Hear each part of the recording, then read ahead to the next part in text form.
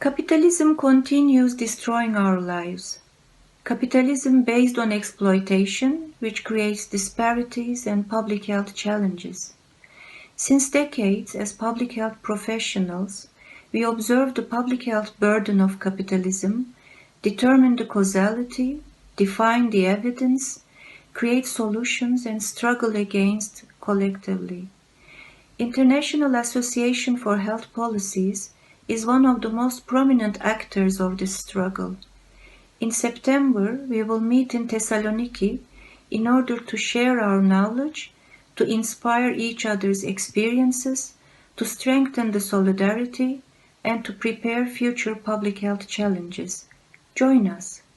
Hello to everyone. This is Roberto De Vogli, Professor of Global Health and Psychology of Power at the University of Padua.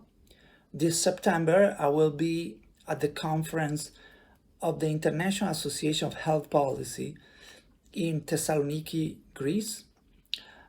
This conference, entitled Capitalism, Pandemics, and Public Health, is going to tackle some of the subjects that mainstream academics prefer to ignore.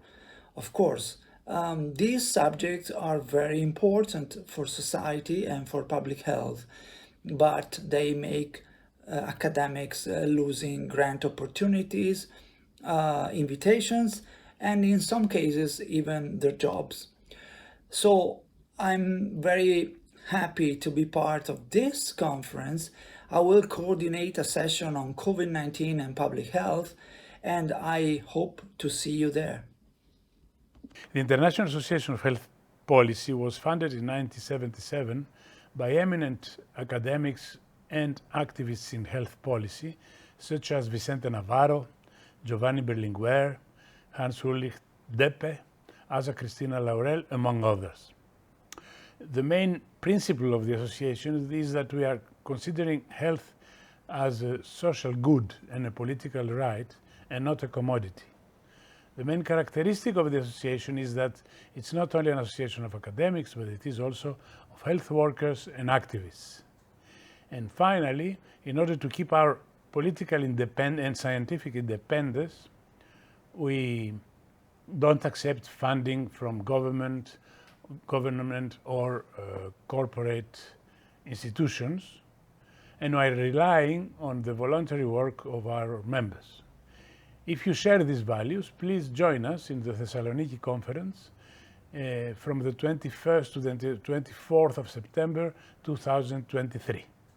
The 19th IAHPE conference will be hosted at the Aristoteles University campus in Thessaloniki, Greece.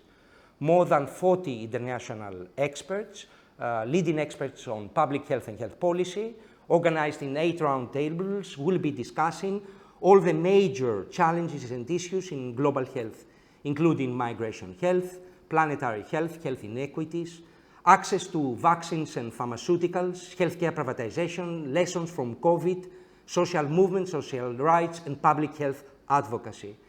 Additionally, more than 100 research papers will be presented in 9 oral presentation and poster presentation sessions, while more than 30 international organizations, including academic journals, social movements, civil society organizations like People's Health Movements, ALAMES, have already expressed their support to the conference and will be attending and participating in our discussions. It is worth noting that the IAHPE conference receives no funding from international funding organizations, governments, corporates, keeping at the same time registration free for all precarious workers, unemployed, students, undergraduate, postgraduate, PhD students that receive no funding. The whole conference is organized and based on the solidarity and the volunteering work of its members and associate organizations. Hi, I'm Steffi Wohlhendler. I'm from City University of New York and Harvard Medical School. I'll be speaking about the health situation in the United States and specifically financialization of the health system. By financialization, I mean the replacement of all other goals and motives by financial goals and motives, and these are now replacing for instance, the goal of population health or the goal of equity. This has been implemented by the purchase of doctors' practices, dialysis, home care agencies, and the like by giant mega corporations. Some of the world's largest corporations are now deeply invested in ownership of healthcare facilities.